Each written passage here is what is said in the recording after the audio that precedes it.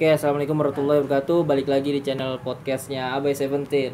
Part kemarin kita udah ngomong bareng Ahmad yaitu tentang pendidikan, dan sekarang gua udah kedatangan dua tamu ya, yang bernama apa namanya? Muhammad Badarian. Muhammad Badarian, yang satu lagi namanya? Yang saya Yogi. Yogi apa tuh? Muhammad Yogi Arinda. Muhammad Yogi Arinda, panggilnya Yogi ya. Iya. Oke. Badar ini orang sini ya, kita udah kenal lama, cuma udah dia baru datang ke sini lagi. Tile nama panggilannya. Udah disebutin lagi nama. Kalau Yogi kayak kita baru kenal, katanya asal Riau ya Yogi ya. Iya. Baru 2 tahun di sini. Iya, Baru 2 tahun. 2 tahun. 2 tahun. Oke, kita akan ngomong-ngomong tentang keresahan-keresahan dua pemuda ini. Dua pemuda yang baru balik ya. Baru Bimi basah kemarin kan. Anjay. Gila. Belum kering no di jemuran. Pada belum mandi lu emang. Terus, Badar nih. Badar katanya mau ngomong apa? Tentang apa sih? Badar? Ya, gua mau ngomongin tentang buat setiap orang yang selalu merasa insecure terhadap mereka ngerasa kayak aduh pendidikan gua cuman SMP, SD atau apalah. Terus mereka nyerah gitu aja dan memilih kayak bandel, nakal, dia mabuk, terus pengangguran, nggak mau ada niatan untuk lebih baik lagi. Ya gua akan berbagilah dari situ. Oke, emang banyak banget yang kayak gitu ya. Iyalah, pasti itu ya kan. Kalau Yogi ntar mungkin gua akan nanya soal kebakaran hutan di Riau kayaknya nih kita nih. Tapi kampung lu kena nggak? Ya, kena, memang sumber situ. Oh, sumbernya di situ. Tapi rumah alhamdulillah nggak apa-apa. Rumah sama hutan lu jauh. Di kota aja. Oh ya. Tapi asap mantap. Asap sampai situ. Lalu sampai ini nggak? Sampai apa ngungsi nggak? Pasti. Enggak. Cuma Terus di rumah pakai masker. Suruh di dalam lah. Jangan kan keluar. tetap masuk tapi asapnya. Iya. Itu kasihan yang tidur sih kalau tidur. Sian anak bayi lah. Iya. Anak baru lahir. Gue juga kasihan sama lu ya, lu nggak pulang-pulang ke Riau. Jangan-jangan dia gara-gara itu pindah ke Iya, Jakarta. dia nggak balik-balik dia. Oke, Badar. Kayak kita kayaknya nak bahas pendidikan lagi nih. Seperti yang lu bilang. Ya, oke, boleh. Pendidikan emang menurut lu pendidikan tuh kayak gimana ya memang? Sampai-sampai lu bilang tadi pendidikan jangan patah semangat bagi orang yang putus sekolah di SD, SMP. Kenapa tuh? Ya, karena gini. Banyak orang yang terlalu istilahnya sekolah yang benar. Lu harus punya ijazah tinggi. Misalnya minimal SMA, SMK atau mungkin S2 atau apa. Terus kebanyakan dari mereka juga gue pernah dapat pengalaman. Gue pernah naik ya ojek online lah ya. Gue sempat nanya, "Bang, ini narik kerjaan sehari-hari." Terus ojek online-nya bilang, "Oh enggak, cuman ini aja sih iseng-iseng soalnya belum dapat kerjaan." Loh, emang abang nggak kerja bang? Iya. Ijazah abang apa? Saya sih sarjana. Nah dari situ gue mikir, seorang sarjana istilahnya yang ijazahnya itu udah benar-benar adalah ijazahnya. Mereka itu belum tentu bisa kerja seperti yang orang-orang sarjana lain gitu loh istilahnya. Nah, terus ada lagi orang yang udah sarjana, mereka memilih untuk gue males lah, nggak mau kerja, orang tua gue kaya, buat apa gue kerja, gue udah difasilitasin. Nah, jadi gue di sini mau negasin bahwa jangan terlalu bergantung dengan selembar kertas ijazah, karena menurut gue gini loh, gue bukannya istilahnya ngejelek-jelekin orang yang berpendidikan tinggi atau gimana, enggak, tapi di sini gue mau ngasih keresahan gue lah dari sini, bahwa orang yang nggak punya ijazah itu juga bisa bersaing seperti orang-orang yang mempunyai ijazah tinggi, dan orang-orang seperti itu juga bisa sukses. Nggak harus ngerasa kayak ijazah gue begini nggak mungkin gue bisa sukses, kan? Makanya dari situ gue mau semangatin anak-anak muda di zaman sekarang supaya jangan lalu kalau udah pengangguran, nggak punya ijazah, putus sekolah, terus lu mikirnya gue nakal lah, gue mabok-mabokan, biarinlah gue hancur sekalian. Janganlah kayak itu gitu. itu mindset parah itu ya. Iya, tuh itu banyak banget yang kayak gitu. Karena mungkin lu memang dulunya punya pergaulan kayak gitu juga banyak. Iya. Nah, kita akan bahas lebih dalam soal itu karena Oke. menarik tuh. Oke, kalau Yogi nih, Yogi tentang kebakaran hutan ya. Ini mungkin penonton bingung, ini mau bahas pendidikan apa bahas kebakaran hutan kayak gitu. Tapi nggak apa-apa. Ya, di Tapi sini nggak apa-apa. Di sini apa aja lah pokoknya mah di sini gua mau ngebahas sebenarnya ya dia itu bukannya karena kebakaran hutan dia nggak mau ini, dia emang betah di Jakarta ditambah lagi ya kampungnya kebakaran. Oh iya, Yogi. Lu tahu nggak asal muasal kebakaran itu karena apa? Ya paling karena alam satu, yang kedua Ini ya, panas terik gitu ya. ya panas terik, Oh, yang kedua ya ada yang disengajain. disengajain. buat buka lahan lah. Oh, iya ya memang. Biasanya yang gua tahu juga kayak gitu. Kebanyakan orang kan capek ya debang-debang pohon satu kan ya. Iya. Mending dibakar aja, tunggu diem, baru sampahnya di rapi-rapi itu lebih baik. Memang sih Riau gitu. Ya. Tapi lu di mananya nih tepatnya nih? Saya di Kampung lu? kota Detail ya, Dumai. detail. Di kota Dumai. Kalau di ibu kota Riau-nya, Pekanbaru. iya di Pekanbarunya agak jauh apa berapa kilometer kira-kira? 4 jam lah dari Oh, 4 jam, kota Dumai. lumayan. Tapi kerasa banget ya Iya. asapnya ya. Itu tahun berapa tuh? Ingat nggak waktu lagi panas-panasnya tuh berita-berita itu? Tahun lalu juga Setiap 2019. Setiap tahun lah pokoknya. Pas musim-musim panas. Oh, musim panas. Oke, ke Badar lagi nih kita. Gua ya lu pernah cerita ke gua ya tentang lu pernah jadi tukang pukul katanya kan. Nah, kita tuh dibahas. kita akan ini nih, kita akan korek-korek sampai Gatel. Oke, dari awal Dar. Kita biar penonton juga punya edukasi lah Ya. untuk menghadapinya. Lu kan termasuk insya Allah orang-orang yang selamat Amin. dari susah lo selamat dari pergaulan kayak gitu loh. Iya kan? Nah, itu gimana? Ceritain deh. Coba. Dari awal. Ya, kalau gue sih dulu jujur ya, gue nakal. Terus ngerasa gue tuh udah nggak punya masa depan lagi karena gue udah putus sekolah. Terus jauh dari pendidikan. Ditambah lagi gue ini ya udah ditinggal bokap itu dari gue SD. Jadi gue ngerasa kayak, aduh, hidup gue kok kayak gini. Gue mau ngeluh sama siapa, nggak ada yang bantu.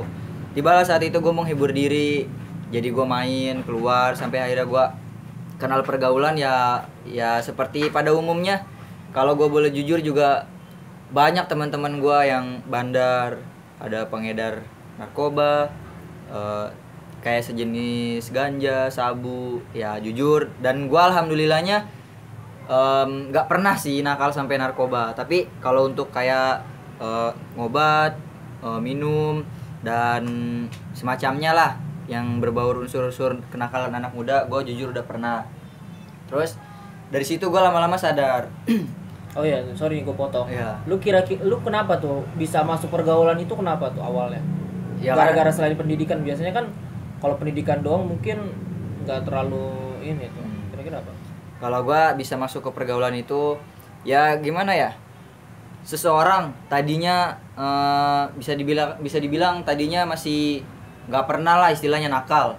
Nah tiba-tiba dia kenal teman yang kayak gitu, terus walaupun teman kita nggak nawarin untuk cobain nih, tapi kita sendiri pasti ada hasrat kayak gue cobain rasanya kayak gimana ya, Iya. enak apa enggak sih. Nah dari situ dimulai dari awal coba-coba, lama-lama kan jadi Terbiasa. iya terbiasa. Makanya dari situ gua bisa terjerumus lah kok sampai kenakalan kayak gitu, ya kan.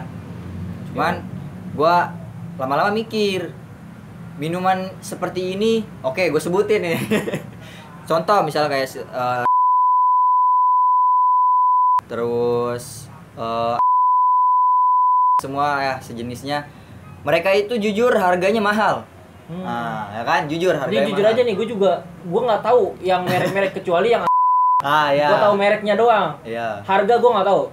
Gue nggak tahu harga, nggak tahu rasanya apalagi. Harganya gue nggak tahu rasanya apalagi. Nah itu coba.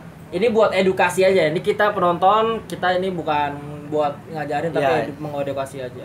Jadi- Jangan biar lu jangan ada korban-korban selanjutnya lah. Ya. Iya. Oke lanjutin. Ya gimana ya? Setiap di tongkrongan itu kita datang, ada yang namanya sistem PT-PT. Oh. Sistem PT-PT datang, PT-PT dong. Buat beli apa? Biasa, ya kan? Biasanya 10.000 pertama gitu. Biasa kayak gitu. Cuma jujur aja gue di tongkrongan itu gue malas ngeluarin duit, gue mau enaknya doang. Terus gue juga dulu bisa disebut tipe orang yang doko, ya kan? Doko itu artinya paling doyan lah istilahnya. Oh. Misalnya ada temen gue datang, lu udah ngobat belum? Gitu misalnya. Oh belum. Padahal gue udah ngobat, gitu. Kayak tanya udah makan belum? Padahal Iya udah habis gitu. 3 piring. Iya. Tuh, terus dari situ lama kelamaan gue mikir, ya Allah kok gue kayak gini gunanya apa gitu loh. Main, pulang, nggak tahu gue kadang dulu pulangnya seminggu baru pulang, mandi doang atau numpang makan. Gue jujur dulu seperti gembel, umel ya kan, gak pulang, baju. Jujur gue juga dulu pernah yang namanya jadi maling jemuran. Kenapa? ini cerita gue yang relate banget. Sampai yang namanya muka gue diposterin di tiang listrik, awas maling jemuran. Serius. Ada gue dulu punya teman sebut aja Bendot nama panggilannya. Gue dulu beroperasi maling jemuran, celana jeans dan baju distro. Enggak. Masalahnya kenapa orang bisa tahu muka lu gitu? Apa ngeliat di sosial media? Kan ada yang kenal. Oh, ada yang kenal. Jadi dia kan tahu Facebook, diambil foto dari Facebook. Jadi enggak, dia tahu lu yang maling. Iya. Oh. Cuman mereka ini nggak terlalu mengambil kayak gua gebukin atau gimana, karena ini cuman jemuran gitu loh, baju. Gitu. Jadi menurut mereka nggak terlalu parah lah. Iya, gitu. Cuman jujur aja dari situ ya malu. Iya, malu lah. Oh, baru tahu gue itu loh. sampai yang pada lebih parahnya lagi, gue pernah yang namanya punya trik maling. Waduh, apa tuh? Jadi sistemnya gini, kita ke Madura warung. Nah, gue bertugas sebagai apa ya istilahnya ya? Sebagai yang ngeliat-liatin. Bukan, sebagai yang pengalih Perhatian. ya, pengalih perhatian. Jadi gue datang, misalnya gue beli contoh yang barang yang susah diambil, misalnya kecap itu pasti jauh ya. Biasa dia ke belakang dulu tuh orangnya, bang beli kecap berapa, nah di situ lu bilang 3 botol ya atau berapa, nanti kan dia ribet ngambilnya. Nah teman gue sebagai eksekutor, dari situ ini kan etalasenya ya jaraknya segini, tangan tangan dia masuk ke situ, dia ambil semua yang ada di situ kayak rokok, uang dan semacamnya gitu. Dan pas udah dapat semua, gua nggak nungguin orang itu balik, gua langsung pergi dari situ.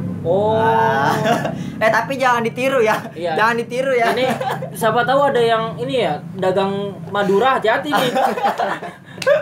Buat yang yang denger ini dagang Madura, dagang warung nih, hati-hati. Berarti ada modus-modus seperti itu ya? Iya, hati-hati aja gitu loh. Kalau gua taunya mirip-mirip kayak gitu. Gua taunya jadi ada rame nih orang, yang satu beli, yang satu diem-diem gitu. Kayak lu tuh kalau misalnya lagi sekolah, lagi rame beli gorengan 3 bayar 1. Kayak gitu tuh. Rame-rame tentunya di maling-malingin ini buka kulkas yang warung, diambilin, dikantongin. Gua taunya itu doang. Apalagi kalau misalnya malam-malam, biasanya Madura kan 24 jam tuh. Iya, kadang dia suka ngantuk tuh. Iya, ngantuk pas malam-malam gitu biasanya. Terus apa lagi Dar? Selain itu? Ada lagi ini pengalaman dari teman kita sendiri dulu waktu masih kecil. Oke, itu kita pakai nama samaran. Iya, panggil aja anak tukang bubur. Panggil aja anak tukang bubur Dobleh misalnya ya. Terus adenya teman gue sendiri pecinta telur ceplok. Sebut saja Ditiol. Sebut saya Ditiol, dan masih banyak lagi lah. Gua di situ ada 6 orang. Gua dulu pernah sempet mau berenang secara gratis nggak bayar di. Oh iya, gue tahu. Terus. Itu hal konyol loh, sumpah loh. Pengen berenang aja serba salah loh. Nah dari situ gua ceritanya mau masuk lewat belakang. Jujur, walaupun di situ di dindingnya ada kawat besi dan beling ya. Hari pertama gua mau bobol, di situ gua berhasil, nggak ketahuan sampai gua selesai puas berenang, sampai ada cewek juga ya kan. Nah, pas keduanya itu bukan gua yang apes. Tapi teman gua ada yang apes, anak pelopor. Nah, gua udah pernah bilang sebelum ngelakuin itu, kalau ada yang ketahuan jangan pernah bawa nama. Nah, dari situ dia ketahuan. Dan jujur, perjuangan juga loh buat berenang gak bayar. Di situ ada pohon, banyak semut rang-rangnya. Serius, dan jujur ya, ini bukannya bahas tabu, tapi jujur, itu semut pernah masuk ke selangkangan gue. Udah kena ini lo, kena Iya, teguran itu lo. azab itu ya. Terus buru-buru aja ya kan. Nah, sampai teman gue ketahuan, itu ngelihat di CCTV. Nah, gue udah bilang, gue udah kodein pakai mata, jangan bawa nama, jangan bawa nama. Tapi dia di situ didesek sama penjaganya. Akhirnya dia bawa nama tuh, saya sama dia orang. Nah, sampai di situ gue diinterogasi dari jam 10 pagi sampai setengah 6 maghrib. Wadaw. Itu cuma pakai boxer doang. Oh, ditelanjangin. Iya. Terus jujur, gue ditabokin pakai paralon yang kecil. Oh iya. Ya, itu jangan lu kira nggak sakit, itu sakit itu. Bekas itu. Iya, lumayan di sini ya kan, Oh, sakit. punggung. Iya. Sampai dulu gue diinterogasi, lu anak mana? Gue anak Pak, jangan bohong lu. Ngapain gue bohong Pak? Ya kan?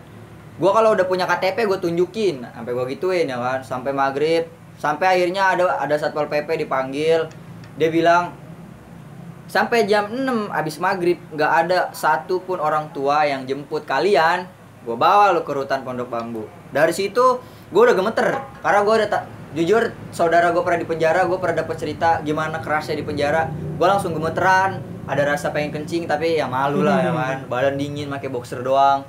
Dari situ gue langsung, ya Allah, jangan ke ya kan, duh gue masih kecil gitu loh, gue di penjara gimana rasanya ya kan. Karena mungkin dulu kan belum ada yang namanya kayak sekarang nih, kayak anak di bawah umur gak mungkin di penjara. Iya. Kalau dulu kan pasti di penjara karena belum ada undang-undangnya. Gue dari situ akhirnya sampailah datang orang tua si Doble, anak tukang bubur. Akhirnya dia datang ngejemput, dan di situ walaupun gue ada rasa takut tapi gue bersyukur karena perjanjiannya kan kalau ada orang tua satu aja bisa datang, nggak jadi dibawa ke rutan Pondok Bambu. Iya. Dan dari situ gue dijadiin tersangka yang ngajarin. Oh, karena mungkin gede sendiri apa gimana? Iya, mungkin itu. Oh. Datang-datang gue diginiin. Kamu ini ngajarin anak saya nggak bener ya. Ngajarin apa Bu? Ini maksudnya apa? Dari awal masih udah bilang Bu, yang mau ikut-ikut, yang enggak. Saya emang begini, saya pengen berenang nggak bayar, saya nggak punya duit, ya kan. Akhirnya dari situ cekcok lah sama orang tua, nggak main-main, ya kan. Dan akhirnya lama-kelamaan ya muka juga udah diapalin ya kan, sama satpol PP, di foto ya kan, dipajang. Oh. Iya. Dipajang. Mau berenang nggak bayar. Ini orangnya. Gila lu, malu lu, asli lu. Sampai sekarang, jujur sampai sekarang gua nggak pernah berenang lagi. Muka lu juga nggak berubah-berubah. Makanya gua nggak mau berenang lagi. Gua takut itu, trauma gua, gila. Oke nih, coba ceritain yang tentang ini deh, yang tadi lu bilang apa? Tukang pukul tuh. Oh, ya itu dulu.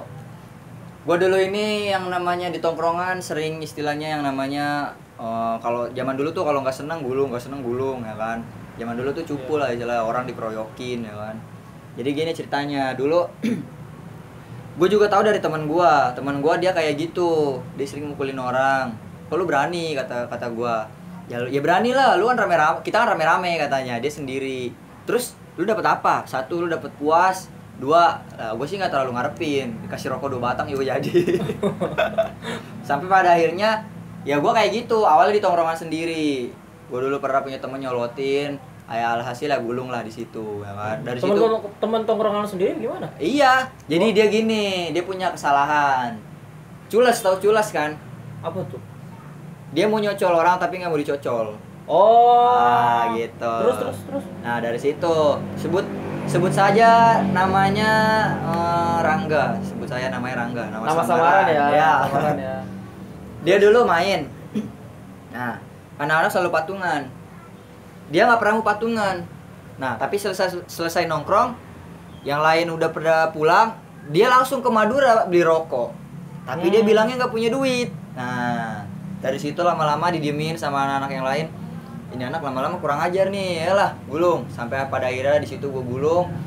Pertama yang mulai teman gue, Dari situ dia tendang masuk ke selokan sampah, injek-injek rame-rame. Keras juga hidup lu. Dan jujur dari situ gue dapet karma. Gue dipukulin sama orang juga. Oh, mungkin lu culas juga bagaimana? Kagak, gue situ dijebak. Jadi ada teman gue, jujur teman gue ini ya gue gak mau nyebut namanya lah ya. Dia pemegang ya dan dia keras orangnya. Di situ gue dijebak. Posisi dia main di tongkrongan gue, teman gue yang mau digulung. Teman gue yang mau digulung bukan gue. Dia udah janjian.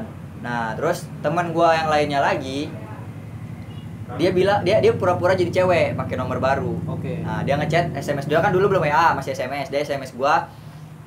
Dar, kok lu nggak main? Ntar gua lagi mandi. Nah, pas gua itu gua mandi kan, HP gua dipegang sama teman gua yang mau digulung ini, ya kan.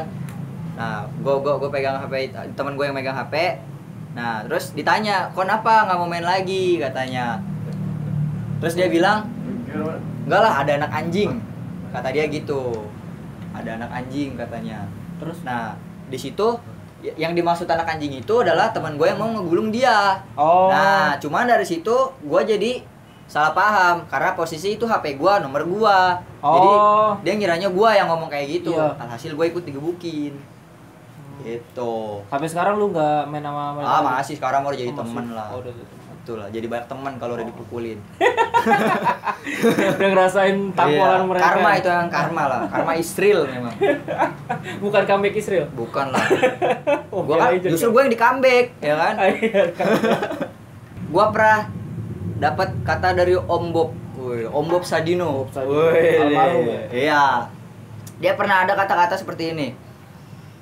Orang pinter, dia punya ijazah, dia ngelamar dapat kerja. Nah, orang goblok nggak punya ijazah, bikin usaha. Nah, makanya di zaman sekarang banyak orang pinter punya bos, orang goblok. Iya. Ya kan? Nah, sama ini. Pernah seketika ada orang nanya sama Om Bob, saya mau nih buka usaha, cuma saya bingung modalnya dari mana. Terus Om Bob jawab, mau nggak dengkulmu gue bayarin 500 miliar? Ya enggak lah, jangan. Ya udah, dengan kedua kaki kamu bisa mencari modal. Nah, Ya. maksudnya dari situ adalah ini nyambung nih ke yang pembahasan soal jangan pernah ngerasa gue nggak punya jasa, gue nggak bisa kerja. Nggak selamanya, friend. Orang itu mau kaya atau sukses lewat kerja gitu. Masih banyak peluang lain. Lu bisa usaha, lu bisa dagang, lu bisa ya contoh lu bisa nge-YouTube, ya kan? Jadi banyak jalan menuju Roma. Romanya bukan Roma Italia, Roma Biskuit. Ya iya gitu. Wah, ini nggak di-endorse ya. Oh, nggak di-endorse ini. Kita beli Roma sendiri kok. Oh iya. Tapi kalau mau endorse nggak apa-apa. Iya. Nggak nolak. Nah, dari situ gua berpikir gua mau ngasih tahu keresahan gue ini untuk orang-orang yang merasa minder, nggak punya ijazah, nggak punya pendidikan bagus, terus nggak berlatar belakang orang kaya. Lu orang biasa aja, terus lu juga nggak punya ijazah. Supaya lu berusaha. Ayo dong, lu usaha gitu loh. Jangan mau diem aja gitu loh. Selagi lu masih napas gitu ya, lu lakuin sebisa lu. Apa kek ya kan. Jangan pernah malu. Zaman sekarang, ya apalagi zaman sekarang ya, lagi pandemi kayak gini kan, segala cara lah kita harus lakuin gimana caranya dapat uang, ya kan, tapi jangan ngebegal. Ya pokoknya jangan yang halal aja lah. Iya. Oke, itu ini disclaimer ya, ini bukan kita ngajarin tentang jangan sekolah, Iya. bukan ngajarin tentang ijazah itu enggak penting, enggak, tetap penting, cuma enggak terlalu apa ya, ilmu tuh lebih penting. Iya. Ilmu tuh lebih penting daripada selembar ijazah. Soalnya jujur ya, waktu gua kerja di bandara, Gua pernah kerja juga. iya, gua pas masuk bandara aja diremehin. Jujur. Gara-gara ijazah. Oh. Manajernya ngelihat, loh, kok SD doang? Gua nggak langsung sakit hati. Tiba-tiba manajer itu nelpon bos. Iya. Halo bos? Ya, kenapa? Ini yakin mau masukin dia? Iya yakin, saya yang suruh. Gua dikasih kepercayaan oleh bosnya langsung. Iya. Nah kan? Nah dari situ dia ngetesnya nggak langsung dikasih bahasa Inggris. Dia ngetes gua ketika sudah mulai kerja. dites. Dia cuma bilang, "Ya udah, siap kerja." "Siap," gue bilang. Ditanya gue sama yang lain, "Bang, orang mana?" "Itu orang." "Oh, lo alumni mana, Bang?" "Gua nggak alumni mana-mana." "Loh, maksudnya gimana?" katanya. "Ijazah gue cuma SD doang." "Kok lu bisa masuk bandara?" Nah, kata dia gitu. Gue langsung tegasin, "Bro, nasib seseorang itu nggak tergantung oleh ijazah, ya kan? Tapi IQ lu gitu loh. Sekarang gini, jujur, kasir gua dia sarjana D3. Oh, bukan sarjana dong. Apa? Diploma. Iya D3. Gua nggak ngerti soalnya kan. D3. Dia nggak bisa bahasa Inggris. Oh. Jujur, gua kan di Terminal 2, zaman dulu masih gua internasional. Oh iya. Kan? Zaman dulu masih gua internasional. Sampai pada akhirnya dia kan si pagi, gua sip siang. Ada suatu customer, gua nggak tahu orang mana, tapi yang pasti dia nggak bisa bahasa Indonesia, harus ngomong pakai bahasa Inggris. Kasir itu nyuruh gua, itu gua belum masuk jam sip gua ya. "Dar, tanyain dong mau pesen apa." "Ntar lah Kak, gua ini belum sip gua." Nah, dia bilang gini, "Bukannya masalah gitunya Dar, tolonglah." "Kenapa emang?" "Gua nggak bisa bahasa Inggris," katanya. "Gue cicilang apaan kalau bahasa Inggris," katanya. "Ya Allah Kak, gue ijazah SD, gue aja bisa gitu loh ngomong sama orang yang nggak berbahasa Indonesia. Masa lu sarjana apa D3, lu nggak bisa gitu loh bahasa Inggris gitu loh." Dari situ orang makin mikir, dari situ bisa ada yang diambil. Ya juga ya, ijazah belajar apa gunanya? Misalnya nggak bisa kita kembangin, nah kan? Nah, lebih gue bukan yang remehin, tapi lebih baik orang yang nggak punya jasa tapi dia mau berusaha, mau belajar gitu.